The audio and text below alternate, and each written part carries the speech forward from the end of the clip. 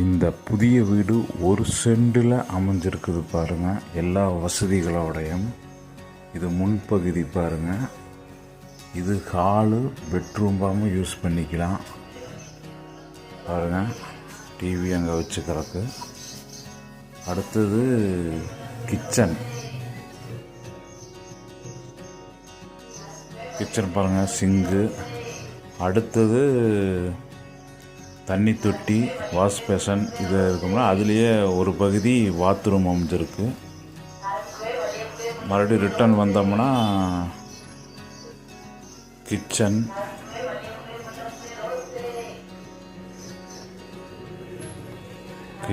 பாருங்கள், ஒரு பிளான் பண்ணி அமைச்சிருக்கிறாங்க.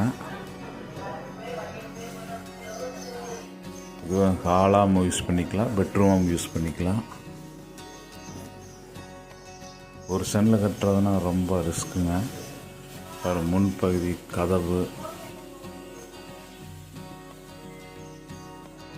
முன்னாடி சின்ன போர்ட்டிக்கோ சிறுசா, அதுக்கப்புறம் படி மொட்டை மாடிக்கு. இது வந்து போர்ட்டிக்கோங்க.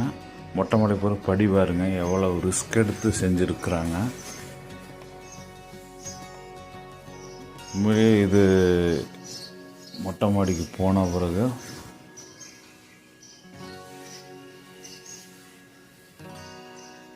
ஒரு மொட்டை மாடியில் டேங்க்கு,